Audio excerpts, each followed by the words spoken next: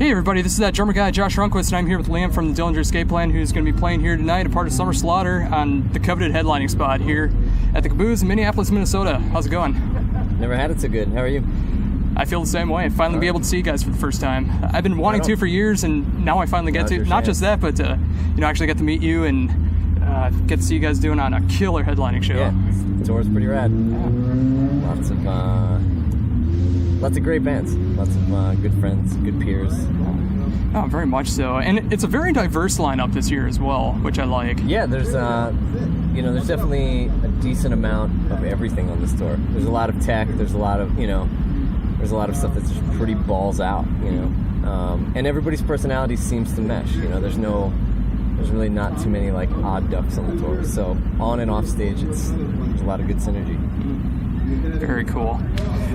So you guys are currently touring behind One of Us is the Killer. How has the crowd reception been for that so far? So far, pretty amazing.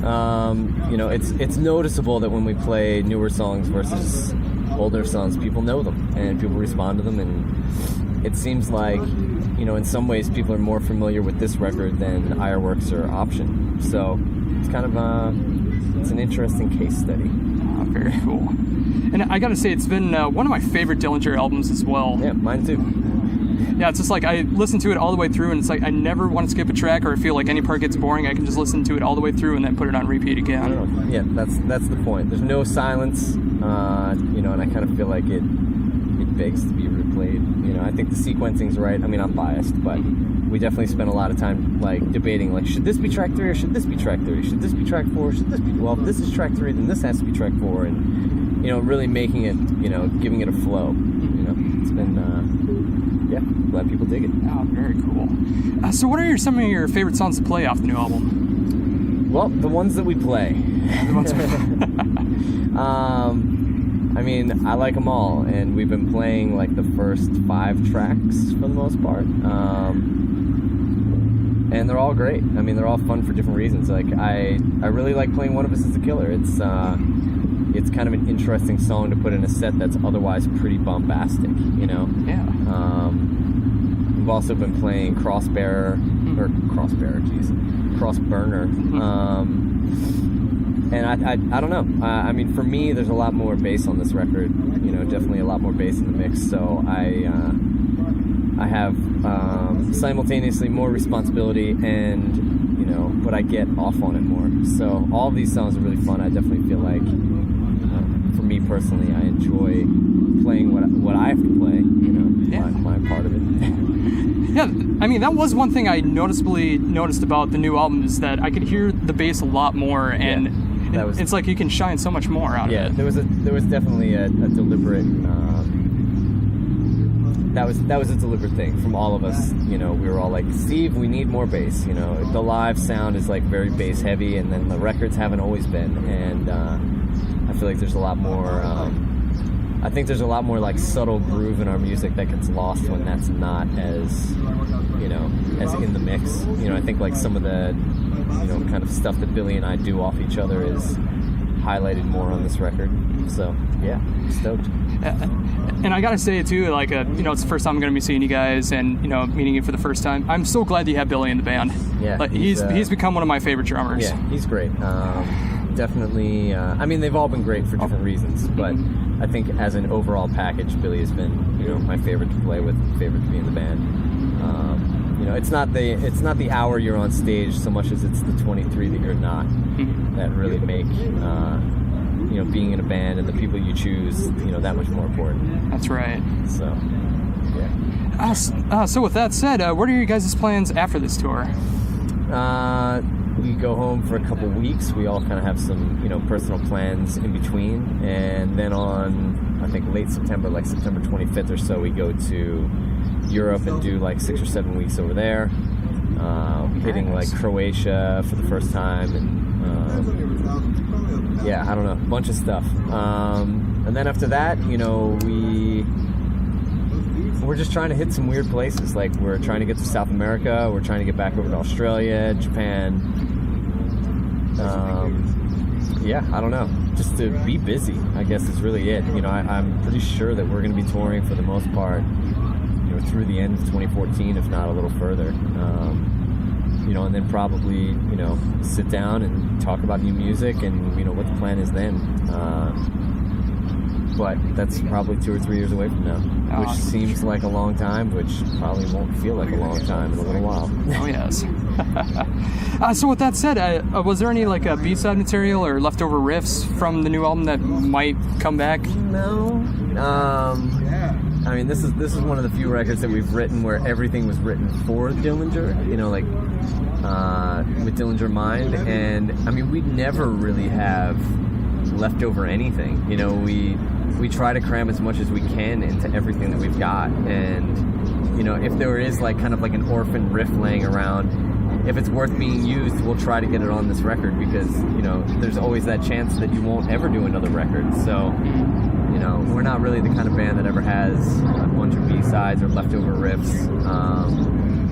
There's some other things that, we've recorded, there's some other like, cover tunes and like remixes and kind of different versions of things, demo versions of things that people might be into that may eventually see the light of day. But, most of the B-side stuff would probably just end up being, the beginnings of the next record, if it didn't fit on the last one. But like I said, usually we try to get as much in there as we can. And kind of only write with like 35 minutes in mind. So you're kind of like, I need 35 minutes worth of music. And once you get to that, you're kind of like, all right, cool, I can stop writing and start learning how to play it, consistently, I can imagine how much work that would be as well. I mean, writing's one thing, but being able to replicate it over and over. That's the thing. Being able to, nail it pretty consistently every time is that's half the battle. Yeah. And stage antics being the other half. If that's half, sure. Yeah. I guess it's half. I don't know. It's hard to tell from my perspective. But,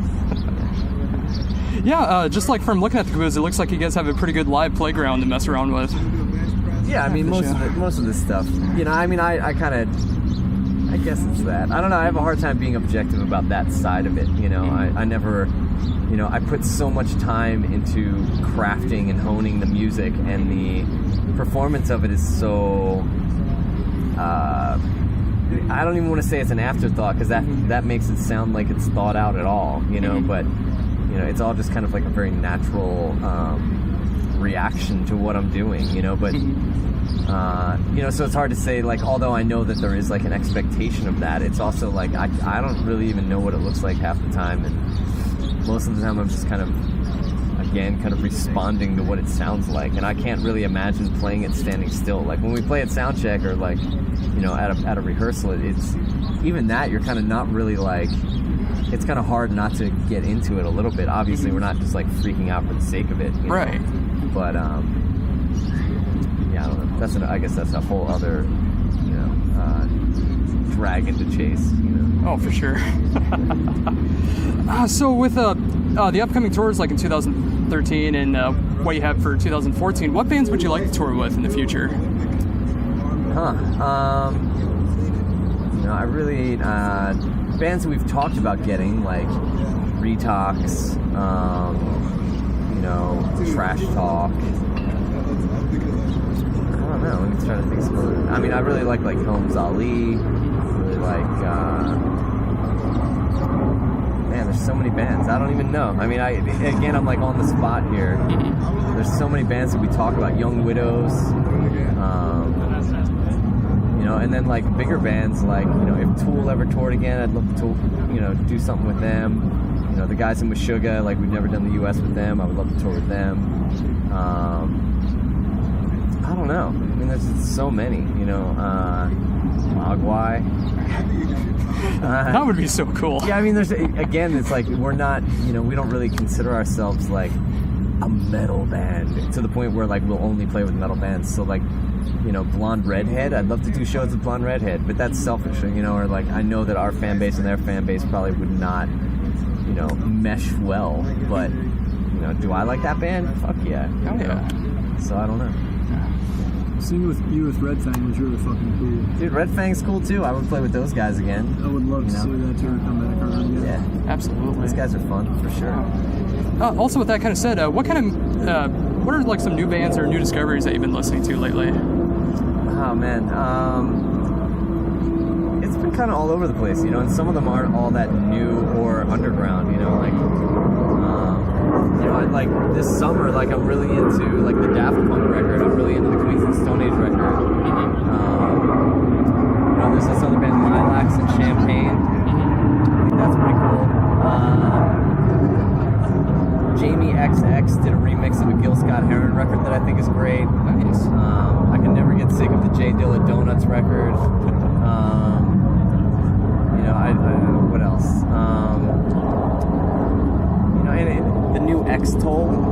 Oh, the new X-Toll. That's pretty rad. I haven't really given it a whole lot of time, but this band Surreption, that's kind of cool in like a metal way. Dodecahedron. I'm really excited about the new Gorguts record that's going to come out. Oh, yes. With like dudes from Behold the Octopus and Just Rhythm Me and that. Oh, yes. Man, I don't know. Again, this is a conversation that could go on forever. Oh, absolutely. I talk about this stuff all the time. Yeah, I don't know. I'll hold off there without, you know, boring anybody. To be continued on that. So just to wrap things up, I know you got to get some more stuff done before you guys rock the house here at the Cabooze. Is there anything else that you'd like to bring up that I've not brought up yet? Oh, man. I don't know. I don't really know. I mean, I don't really have questions on there. Or I don't even have, like, you know, it's such a general question, I don't really know how to respond. Other than, you know, thanks for the support. Thanks, you know, kind of have a relatively charmed existence. I'm stoked that people like what we do. I don't know. It's simple, you know. I wish I had more profound things to say at moments like this, but sometimes that's all you need. Hey, you know. Simple is profound. Yeah, that's right. I hope so. All right, so once again, it's been a complete honor for me. I've been such a huge fan for years, and it's so fantastic that I can finally see you guys. Right on. I hope you enjoy it. Hope it lives up to your expectations. Oh, absolutely. Cool. I expect everything and more tonight, and I know you guys will deliver. I plan on it. Awesome. So once again, this has been Liam from the Dillinger Escape Plan, and this is that drummer guy, Josh Runquist. Thank you.